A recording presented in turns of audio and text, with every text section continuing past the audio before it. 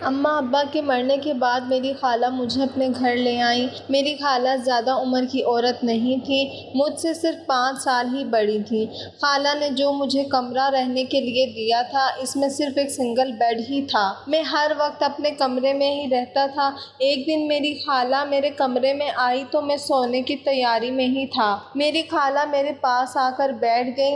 ایک دم سے اس نے مجھے اپنے گلے سے لگا لیا اور چھوڑنے کا نام نہیں لے رہی تھی۔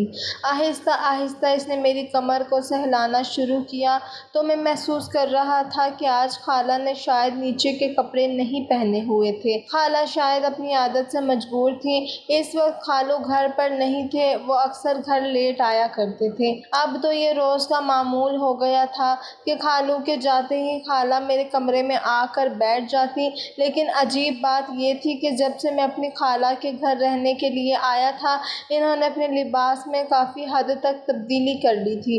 وہ ایسے باریک کپڑے پہنتی کہ میں دیکھ کر شرمندہ ہو جاتا اور نظریں جھکانے پر مجبور ہو جاتا۔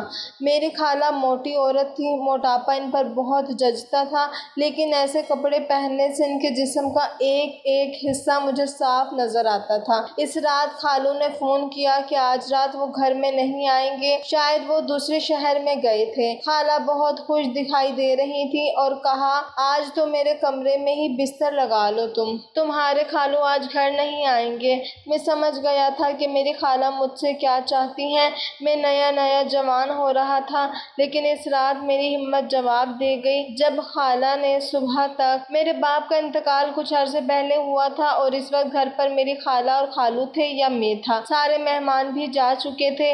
میری عمر 17 سال تھی اور میری خالہ بھی بہت بڑی عمر کی نہ تھی، وہ صرف مجھ سے 5 سال ہی بڑی تھی۔ نانا نانی پہلے ہی وفات پا چکے تھے۔ خالہ کی شادی ہوتے ہی نانا نانی کا انتقال ہو گیا اور میرا کوئی ماموں بھی نہ تھا۔ میری ماں اور میری خالہ بس 2 ہی بہنیں تھیں۔ میں بالکل بے آسرا ہو کر رہ گیا تھا۔ میرے چاچو تو دفنانے کے وقت آئے تھے اور واپس مجھے پلٹ کر پوچھا تک نہ تھا۔ میری عمر ایسی نہ تھی کہ میں اپنی ذمہ داری خود اٹھا سکتا، میں تو خود بھی میٹرک کلاس کا طالب علم تھا۔ میری خالہ نے کہا کہ یہاں کچھ بھی ایسا نہیں بچا جسے ہم سمیٹ سکیں، خالی 4 دیواری کا گھر ہی رہ گیا ہے، اسی لیے میں تمہیں یہ بھی نہیں کہہ سکتی کہ اپنا سامان باندھو اور ہمارے ساتھ چلو۔ پھر خالہ مجھے ساتھ لگا کر پھوٹ پھوٹ کر رونے لگی، کہنے لگی، تم میری بہن کی آخری نشانی ہو، میں بھی تمہیں اکیلا نہیں چھوڑ سکتی۔ خالہ کا یہ کہنا تھا کہ میرے خالو بھڑک اٹھے اور کہنے لگے، تم ہرگز اسے اپنے ساتھ نہیں لے جا سکتی، اسے اس کے چچا کے حوالے کر دو، ہم نے اس کا ٹھیکہ نہیں اٹھا رکھا۔ خالو کی یہ بات سن کر میری خالہ نے خالو سے کہا، آپ کیسی بات کر رہے ہیں، میں اپنے بھانجے کو کیسے یہاں پر اکیلا چھوڑ کے جا سکتی ہوں۔ وہ کہنے لگے، میں کچھ نہیں جانتا، لیکن میں اسے اپنے گھر میں بالکل بھی نہیں رکھوں گا، اس کے ددیال کا حق بنتا ہے کہ وہ اس کی کفالت کرے۔ یہ سننا تھا کہ مجھے اپنی بے بسی پر اور زیادہ رونا آنے لگا۔ میری زندگی کا فیصلہ اب دوسرے کر رہے تھے۔ خالہ نے خالو کے سامنے ہاتھ جوڑ دیے اور کہنے لگی، سہیل خدا کے لیے یہ ظلم نہ کرے، وہ پہلے ہی بہت بڑے صدمے سے گزر رہا ہے، میں آپ سے وعدہ کرتی ہوں کہ اس کی وجہ سے آپ کو کبھی بھی کوئی مشکل پیش نہیں آئے گی۔ خالو کہنے لگے کہ تم نہیں جانتی میرا کاروبار مناسب ہے، میں بامشکل ہی اپنے گھر کا خرچہ چلا رہا ہوں، تمہارے بھانجے کی ذمہ داری نہیں لے سکتا۔ میری خالہ کہنے لگی، ہم یہ گھر کرائے پر تو چڑھا دیں گے، اس کی مرمت بھی کروا دیں گے اور بھائی صاحب کی دکان جو ہے اسے بھی کرائے پر چڑھا دیں گے، اور جو کچھ کرایہ آئے گا اس سے نعمان کا خرچہ پورا ہو جائے گا اور وہ آپ پر بوجھ نہیں ہوگا، جیسے ہی بڑا ہوگا تو اپنے کاروبار کو سنبھال لے گا، بس کچھ سالوں کی تو بات ہے۔ یہ بات سن کر خالو خاموش ہو گئے، لیکن ان کے چہرے پر ناگواری کے تاثرات ابھی بھی ویسے کے ویسے ہی تھے۔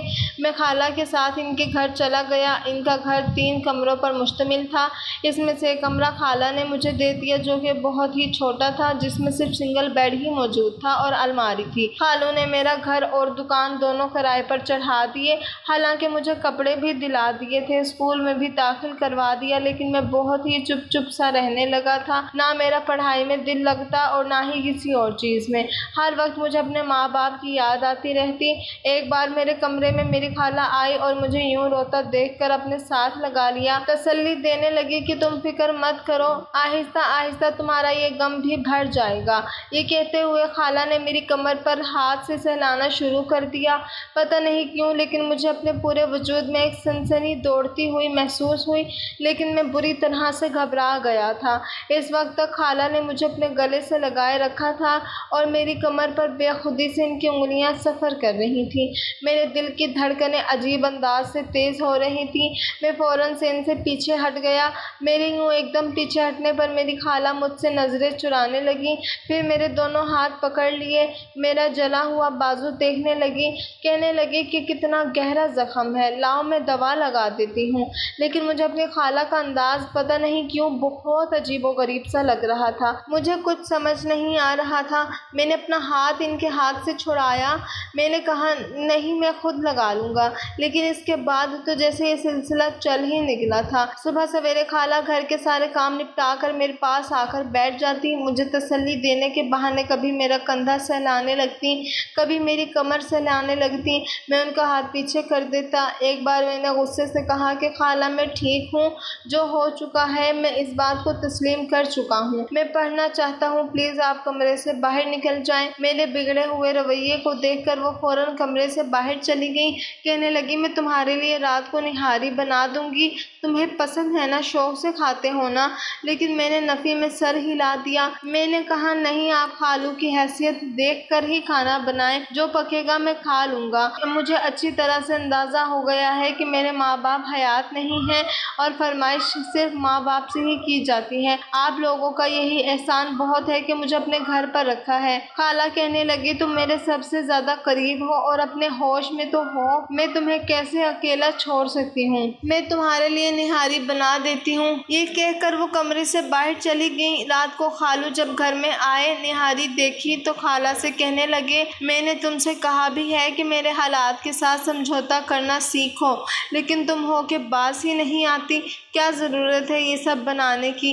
میں ابھی پلیٹ میں نہاری ڈالنے لگا تھا کہ خالو کی بات نے جیسے میری بھوک ہی مٹا کر رکھ دی تھی۔ میں مجبوراً اس گھر میں رہ رہا تھا، ورنہ جس قسم کا رویہ میرے خالو کا تھا، میرا دل نہیں چاہتا تھا ان کے ساتھ بیٹھ کر کھانا بھی کھاؤں۔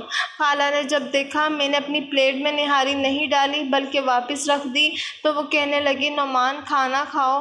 پھر میرے خالو سے کہنے لگی کہ یہ میں نے آپ کے پیسوں سے نہیں بنائی، جو کرایہ نعمان کے گھر اور دکان سے آتا ہے ان پیسوں سے بنائی ہے۔ یہ کہنا تھا کہ میرے خالو بھڑکنے لگے اب تم اس طرح کے حساب کتاب رکھو گی تو ٹھیک ہے، پھر یہ تمہارے بھانجے کے پیسوں کی بنی ہے تو پھر میں کیوں کھاؤں۔ یہ کہہ کر وہ کھڑے ہو گئے۔ خالہ کہنے لگی آپ کیوں تماشا بنا رہے ہیں سہیل، میں نے کیا آپ سے کہا ہے کہ آپ کھانا نہیں کھا سکتے، آپ نے پیسوں کا بولا تھا میں نے بتا دیا، لیکن خالو وہاں رکے نہیں، اپنے کمرے میں چلے گئے۔ میرا دل بھی کھانے سے بیزار ہو چکا تھا۔ میں بھی اٹھنے لگا تو خالہ نے میرا ہاتھ پکڑ لیا، کہنے لگی ان کا تو روز کا تماشا ہے، تم بیٹھو ادھر، تمہارے لیے تو میں نے نہاری بنائی ہے۔ یہ کہہ کر خالہ نے نہاری روٹی سے لگا کر میرے منہ کے قریب کر دی۔ نہ دل کرتے ہوئے بھی میں نے وہ کھا لی۔ پھر میں اپنی پلیٹ میں نہاری ڈالنے لگا تو خالہ کہنے لگی کہ آج میں تمہیں اپنے ہاتھ سے کھلاتی ہوں۔ یہ کہہ کر وہ مجھے اپنے ہاتھ سے کھانا کھلانے لگی، لیکن جو بات مجھے بری لگی تھی وہ یہ تھی کہ وہ ایک لقمہ میرے منہ میں ڈالتی اور دوسرا اپنے منہ میں، اور مسلسل ٹکٹکی باندھے مجھے دیکھے جا رہی تھی۔ مجھے ان کی نظروں سے عجیب سی الجھن ہو رہی تھی، حالانکہ وہ میری خالہ تھی، لیکن پھر بھی اچانک کیوں میری سوچ ان کے رویے کو دیکھ کر بھٹکنے لگی تھی۔ ایک بار مجھ سے کہنے لگی کہ تم اپنی عمر سے بہت زیادہ بڑے لگتے ہو، بالکل رشید بھائی کا ہی نقشہ پایا ہے تم نے۔ رشید میرے والد کا نام تھا، اور یہ بھی کہا کہ میری شکل و صورت اپنے باپ سے بہت ملتی ہے اور دکھنے میں بھی ان کی طرح لگتے ہو۔ میری عمر 17 سال کی بجائے 22 سال کی لگتی تھی۔ اپنی جماعت میں سب سے زیادہ قد کاٹ کا اور خوبصورت تھا۔ میری خالہ دیکھنے میں بہت خوبصورت تھی، لیکن خالو عام شکل و صورت کے مالک تھے۔ خالو بہت تیز تھے اور خالہ کی کوئی اولاد بھی نہ تھی۔ خالہ کی شادی کو 9 سال گزر چکے تھے۔ شاید یہی وجہ تھی کہ ان کے گھر میں ہر وقت کشیدگی کا ماحول رہتا تھا۔ خالو جب گھر پر آتے تو بات بات پر خالہ سے لڑنے اور جھگڑنے لگتے۔ ایک بار میں نہا کر باہر آیا، تولیے سے اپنے بال خشک کر رہا تھا، اسی وقت خالہ ناشتے کا پوچھنے کے لیے اندر آ گئی۔ میں اسکول کے لیے تیار ہو رہا تھا، مجھے دیکھ کر کہنے لگی کہ ناشتے میں کیا کھاؤ گے؟ میں نے کہا خالہ جو آپ روز بناتی ہیں وہی ٹھیک ہے۔ یہ کہہ کر میں نے تولیہ اپنے سر پر پونچھنا شروع کیا۔ میرے بال ابھی گیلے ہی تھے کہ میں نے تولیہ بیڈ پر رکھ دیا اور کنگھا کرنے لگا، کیونکہ اسکول سے مجھے دیر ہو رہی تھی۔ وہ کہنے لگی تمہیں اپنی کوئی بھی پرواہ نہیں ہے۔ یہ کہہ کر انہوں نے میرا ہاتھ پکڑا اور مجھے بیڈ پر بٹھا دیا اور تولیہ پکڑا اور میرا سر صاف کرنے لگی۔ مجھے یہ بات بڑی عجیب سی لگی تھی کیونکہ میں کوئی چھوٹا بچہ تو نہیں تھا جس کا ہر کام خالہ کریں۔ ابھی میں انہیں روک ہی رہا تھا کہ ایک دم کمرے کا دروازہ کھلا اور سامنے خالو کھڑے تھے۔ یہ سب دیکھ کر تو ان کی آنکھیں سرخ ہو گئیں، شاید انہیں یہ بات اچھی نہیں لگ رہی تھی۔ خالو چلا کر کہنے لگے تمہیں بس اسی کی فکر ہے، باہر آؤ اور مجھے ناشتہ دو، مجھے دیر ہو رہی ہے۔ یہ کہہ کر وہ چلے گئے۔ میں نے خالہ سے کہا کہ میں سر خود بھی صاف کر سکتا ہوں، آپ جائیں، جا کر خالو کو ناشتہ دیں۔ میں نے تولیہ ان کے ہاتھ سے کھینچ کے بیڈ پر پھینک دیا اور اپنے بال بنا کر بیگ اٹھایا اور بنا ناشتہ کیے ہی باہر جانے لگا، لیکن گیٹ پر پہنچتے ہی میرے قدم جیسے رک گئے کیونکہ خالو خالہ سے لڑ رہے تھے۔ وہ کہنے لگے تم اندھی ہو گئی ہو کیا؟ کوئی نوجوان چھوٹا بچہ نہیں ہے جس کے کمرے میں تم بے دھڑک چلی جاتی ہو، اور وہ جوان جہان لڑکا ہے اور تم منہ اٹھا کر اس کے وہ کام کرتی ہو جو آج تک تم نے میرے بھی نہیں کیے۔ اس کے بعد خالو نے ایک ایسا راز بتایا کہ میرے قدم وہیں جم گئے۔ کچھ دیر تو میں سوچ بوجھ سے غافل ہو گیا تھا، بڑی عجیب سی حقیقت تھی جو میں نے سنی تھی۔ بہرحال میں فوراً گیٹ سے باہر نکل گیا۔ میرے قدم تو سکول کی جانب بڑھ رہے تھے لیکن میرا دماغ کچھ اور ہی سوچ رہا تھا۔ مجھے سمجھ نہیں آ رہی تھی کہ یہ سب کیا ہے۔ پھر مجھے لگا کہ شاید خالو جھوٹ بول رہے ہیں، جو وہ سوچ رہے ہیں ایسا کچھ بھی نہیں ہوگا، شاید وہ غصے میں یہ سب کہہ رہے ہیں۔ بہرحال پورا دن اسکول میں غائب دماغی سے میں کلاس اٹینڈ کرتا رہا۔ گھر آ کر میں نے اس بات پر غور سے سوچا، پھر یہ فیصلہ کیا کہ مجھے جلد از جلد اپنے پیروں پر کھڑا ہو جانا چاہیے اور یہاں سے نکل جانا چاہیے۔ لیکن اس کے بعد جو کچھ میرے ساتھ ہوا، اس نے تو میرے پیروں کے نیچے سے زمین ہی نکال کے رکھ دی تھی۔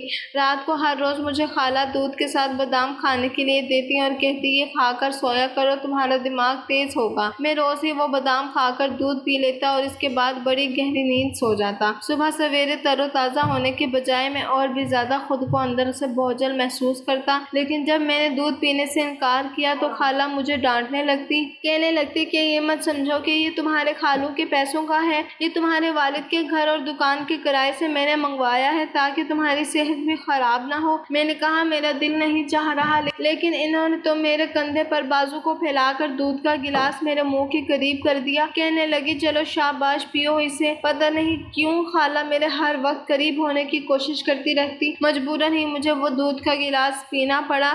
میرے پیپرز ہونے والے تھے اس لیے میں نے سوچا کہ رات کو جا کر پڑھوں۔ خالہ کمرے سے جا چکی تھی۔ میں نے کمرے کا دروازہ بند کیا اور اپنی کتابیں کھول کر بیٹھ گیا، لیکن مجھے یہ محسوس ہوا جیسے مجھ پر غنودگی طاری ہو رہی ہے۔ میں سونا نہیں چاہتا تھا، مجھے پڑھنا تھا، لیکن میری آنکھیں تو یوں تھی جیسے میرے اختیار میں نہ تھیں۔ دیکھتے ہی دیکھتے میں گہری نیند میں جا چکا تھا اور پھر رات کے کسی پہل میری آنکھ کھلی۔ مجھے عجیب و غریب سا محسوس ہو رہا تھا، لیکن شاید اس کیفیت کو لفظ نہیں دے پا رہا تھا، لیکن میں بہت گہری نیند میں تھا۔ لیکن اتنی گہری نیند میں مجھے احساس تو ہو رہا تھا کہ جیسے کوئی عجیب سی آواز مجھے آ رہی ہے، دبی دبی تھی، شاید بلیوں کی تھی یا کسی عورت کی، مجھے سمجھ نہ آئی۔ گہری نیند کی وجہ سے میری آنکھیں کھلنے سے قاصر تھیں۔ میرا دماغ سن ہونے لگا۔ جب میں صبح اٹھا تو میرا جسم بے حد بوجھل تھا۔ میں اٹھ کر بیٹھا، مجھے لگا میری کتابیں بکھری پڑی ہیں کیونکہ میں اپنے کورس کی کتاب پڑھتے پڑھتے ہی گہری نیند میں گیا تھا، لیکن بیڈ پر کوئی کتاب نہ تھی۔ دوسری بات جس نے مجھے حیرت میں مبتلا کیا وہ یہ تھی کہ بیڈ کی چادر دوسری جانب سے بکھری ہوئی تھی۔ میں نے اپنا گھومتا ہوا سر پکڑا جو ابھی ابھی نیند کی غنودگی میں تھا۔ واش روم جا کر ٹھنڈے پانی سے میں نے منہ پر چھینٹے مارے، پھر جا کر میرا دماغ کچھ کام کرنے لگا تھا۔ میں کمرے میں واپس آیا تو دیکھا بیڈ پر ایک سونے کا ٹاپس پڑا ہے جو کہ کسی خاتون کا تھا۔ یہ دیکھ کر مجھے بڑی حیرت ہوئی تھی، بھلا میرے کمرے میں خاتون کا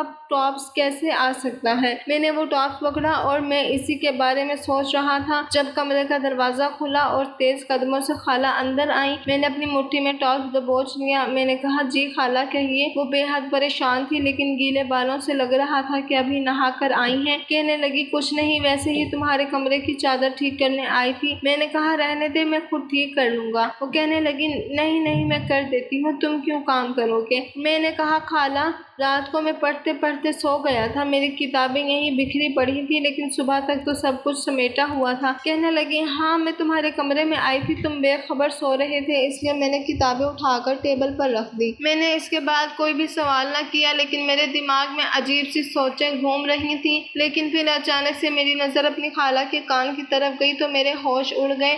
ان کے ایک کان میں ٹاپس نہیں تھا اور دوسرے میں تھا۔ میں نے کہا، خالہ آپ کا ٹاپس کدھر گیا؟ یہ کہنا تھا تو انہوں نے فوراً سے اپنے کان کو دیکھا۔ کہنے لگی، پتہ نہیں کہیں گر گیا ہوگا یا یہیں ہوگا، کہاں جائے گا؟ میرے گھر کون سے کوئی کام کرنے آتی ہے جو چوری کر کے لے جائے گی؟ میں نے اپنی ہتھیلی ان کے آگے کر دی، کھول کر دکھایا، ان کا ٹاپس موجود تھا۔ یہ دیکھ کر وہ مجھ سے نظریں چرانے لگی۔ عجیب بات یہ تھی کہ خالہ نے مجھ سے کچھ نہیں پوچھا کہ یہ ٹاپس تمہیں کہاں سے ملا، کہاں سے آیا میرے پاس۔ وہ ٹاپس لے کر کمرے سے باہر چلی گئی، لیکن میرا دماغ گھوم کر رہ گیا تھا، یہ سب کیا تھا؟ اس کے بعد سے میں نے اپنی خالہ سے اور بھی زیادہ کترانا شروع کر دیا۔ 1 مہینہ ہی گزرا تھا اس بات کو کہ خالہ کی طبیعت خراب ہونے لگی۔ انہیں کچھ بھی کھایا پیا ہضم نہیں ہو رہا تھا، اب تو ان سے کام بھی نہیں ہوتا تھا، پورا دن سوئی رہتی۔ خالو الگ جان کا عذاب بن کر بیٹھ گئے تھے۔ کہنے لگے، تمہیں پتہ ہے نا، تم بیمار ہوتی ہو تو میرا گھر الٹا پڑ جاتا ہے، چلو میرے ساتھ تمہیں ڈاکٹر کے پاس لے جاتا ہوں۔ لیکن خالہ کہنے لگی کہ وہ ڈاکٹر کے پاس نہیں جائے گی، وہ گھر کے ٹوٹکوں سے ہی ٹھیک ہو جائے گی۔ لیکن 3 دن گزر گئے تھے، خالہ کی حالت ابھی بھی خراب تھی۔ میں نے کہا، خالہ میں آپ کو ہسپتال لے جاتا ہوں، لیکن وہ انکار کرنے لگی۔ لیکن جب ان کی طبیعت میں کوئی بھی سدھار پیدا نہ ہوا تو پھر خالو انہیں زبردستی اپنے ساتھ ڈاکٹر کے پاس لے گئے۔ لیکن جب واپس آئے تو خالو آگ بگولا ہو رہے تھے، صحن میں ہی خالہ سے لڑنا شروع ہو گئے۔ کہنے لگے، مجھے بتا کہ تو نے یہ گناہ کب کیا، تم کیسے میرے ساتھ یہ سب کر سکتی ہو؟ مجھے سمجھ نہیں آ رہی تھی خالو انہیں کیوں ڈانٹ رہے تھے۔ خالہ پہلے ہی اپنی طبیعت خراب کی وجہ سے پھیکی پڑ چکی تھی، لیکن اس وقت ان کی طبیعت اور بھی زیادہ خراب ہو گئی تھی۔ میں نے کہا، خالو آپ کو نظر نہیں آ رہا خالہ کی طبیعت ٹھیک نہیں ہے اور آپ انہیں ایسے کیوں ڈانٹ رہے ہیں؟ میری بات سننی تھی کہ انہوں نے میرے منہ پر ایک زوردار تماچا دے مارا۔ پھر وہ کہنے لگے، سارے فساد کی جڑ تو ہے، بے غیرت، تجھے شرم نہیں آتی اپنی خالہ کے ساتھ منہ کالا کرتے ہوئے؟ یہ سننا تھا کہ میرے ہوش اڑ گئے۔ میں نے کہا، یہ آپ کیا کہہ رہے ہیں؟ وہ کہنے لگے، یہ حاملہ ہے۔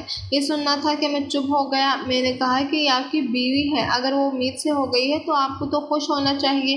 کئی سال سے آپ بے اولاد ہو اور اب اگر اللہ نے آپ کو اولاد کی نعمت سے نواز دیا تو بجائے آپ شکر ادا کرنے کے اور خوش ہونے کے، آپ الٹا الزام لگا رہے ہیں، اور وہ بھی مجھ پر۔ آپ ہوش میں تو ہیں؟ یہ میری خالہ لگتی ہے، میری ماں کی بہن ہے، میں کیسے کوئی گناہ کر سکتا ہوں؟ یہ تو میرے لیے بالکل ماں جیسی ہے۔ میرا یہ کہنا تھا کہ خالو کہنے لگے کہ میں ایک بانجھ مرد ہوں، اولاد پیدا نہیں کر سکتا، اور یہ تمہاری سگی خالہ نہیں ہے، نہ ہی تمہاری ماں کی سگی بہن ہے، تمہاری والدہ کی چاچی کی اپنی بیٹی انہوں نے تمہاری نانی کو دی تھی، کیونکہ تمہارے چاچو کا انتقال ہو گیا تھا اور چاچی کی شادی اس کے گھر والے دوسری جگہ کرنا چاہتے تھے، لیکن جہاں اس کا رشتہ طے ہوا تھا وہ لوگ بیٹی کو رکھنے کے حق میں نہ تھے، اس لیے تمہارے والدین نے اسے بیٹی بنا کر رکھ لی، اور جب میری اس سے شادی ہوئی تو انہوں نے یہ بتایا کہ یہ اس کی سگی بہن نہیں ہے، اس حساب سے تمہاری خالہ نہیں ہے۔ جو کچھ تم دونوں نے کیا ہے، میں کبھی بھی اس عورت کو اپنے ساتھ نہیں رکھ سکتا۔ مجھے تو لگ رہا تھا کہ کسی نے میرے سر پر کوئی بم پھوڑ دیا ہو۔ یہی بات اس وقت خالو نے میری خالہ سے کی تھی جب اس دن میں اسکول جانے لگا تھا، اور یہ بات سن کر میں وہیں رک گیا تھا، لیکن میں نے اس بات کو اتنا سنجیدگی سے نہیں لیا۔ مجھے لگا تھا کہ خالو یہ سب غصے میں کہہ رہے ہیں، حقیقت یہ نہیں ہو سکتی۔ میں تو ابھی انہی سوچوں سے باہر نہیں نکلا تھا جب خالو خالہ کو ایک طلاق دینے لگے اور کہنے لگے کہ نکلو یہاں سے باہر۔ خالو نے ہم دونوں کو دھکے دے کر باہر نکال دیا۔ خالہ روئے جا رہی تھی۔ وہ وقت ایسا نہ تھا کہ میں ان سے کوئی سوال جواب کرتا، اسی لیے میں انہیں اپنے گھر لے آیا۔ وہاں کے کرایہ داروں کو بھی 2 دن کا وقت دیا کہ وہ گھر خالی کر دیں۔ میں کمرے میں خالہ کو لے کر بیٹھ گیا، لیکن میں سمجھ نہیں پا رہا تھا کہ ان سے بات کیسے شروع کروں۔ میں نے کہا کہ آپ شاید مجھے نشے کا دودھ دے کر گناہ کرتی تھیں، یہ سب کیا کر دیا، کیوں کیا؟ اگر آپ میری سگی خالہ نہیں تھی تب بھی میں آپ کو ہمیشہ ماں کا درجہ دیتا تھا۔ لیکن خالہ نے مجھے کوئی جواب نہ دیا، بس مجھے عجیب سی نظروں سے دیکھنے لگی۔ کرایہ دار جا چکے تھے، اس گھر میں صرف میں اور میری خالہ ہی رہ گئے تھے۔ میں نے انہیں کہا کہ یہ گناہ اپنے وجود سے ختم کریں، کیونکہ میں کسی بھی رشتے کو نہیں جانتا، نہ مانتا ہوں۔ خالہ نے تب بھی مجھے کوئی جواب نہ دیا۔ 9 ماہ کا وقت ایسا ہی گزر گیا تھا، لیکن جیسے ہی ان کے گھر میں بیٹی پیدا ہوئی، انہوں نے اس کا DNA ٹیسٹ کروایا جو کہ اس کے شوہر کے ساتھ میچ تھا۔ پھر اس نے مجھے ساری حقیقت بتائی۔ میرا شوہر 5 تھا لیکن قابل علاج تھا، لیکن علاج نہیں کراتا تھا، لیکن پھر بھی میں چوری چھپے اسے حکیم کی دوا پلا رہی تھی۔ اسے پلانے کے بعد وہ بالکل بے قابو ہو جاتا تھا تو میں اس لیے تمہیں نیند کی دوا دیتی تھی تاکہ تم کمرے سے باہر نہ نکلو۔ یہ بچہ میرے شوہر کا ہے، اگر میں پہلے اسے یقین دلاتی تو میری ایک بات نہ سنتا، اسی لیے میں نے اسے پہلے ہی پیغام بھجوا دیا تھا کہ یہ تمہاری بچی ہے، تم اس کا DNA ٹیسٹ کروا لو۔ اگر یہ تمہارا بچہ نہ ہوا تو بے شک مجھے اسی وقت طلاق دے دینا، اور اگر یہ تمہارا بچہ ہوا تو پھر مجھے اپنا لینا۔ طلاق دیتے وقت بھی اس نے مجھ سے کہا اب جب کہ یہ اس کا بچہ ہے تو پھر مجھے طلاق نہیں ہوئی، کیونکہ اس نے شرط رکھی تھی۔ مجھے یاد آنے لگا واقعی خالو نے یہی الفاظ ادا کیے تھے کہ وہ اس صورت میں میری خالہ کو طلاق دے دیں گے کہ اگر یہ اولاد ان کی نہ ہو تو خالہ کو طلاق ہو جائے گی۔ جبکہ یہ بات ثابت ہو چکی تھی تو خالو خالہ کو لینے آ رہے تھے، لیکن میں نے جانے سے انکار کر دیا۔ میں نے کہا کہ میں اپنے گھر میں اکیلا رہ سکتا ہوں، اپنے ماں باپ کی دکان بھی سنبھالوں گا، لیکن میں نہیں چاہتا کہ میری وجہ سے آپ کی زندگی کسی آزمائش میں پڑ جائے۔ خالہ کہنے لگی کہ تمہیں اگر یہ لگتا ہے کہ میں نے تمہارے ساتھ کچھ غلط کیا تو ایسا کچھ نہیں ہے، میں بھی تمہیں بیٹے کی طرح سمجھتی ہوں، اور اس دن جو ٹاپس میرا گرا تھا وہ شاید تمہاری کتابیں اٹھاتے وقت گر گیا ہوگا۔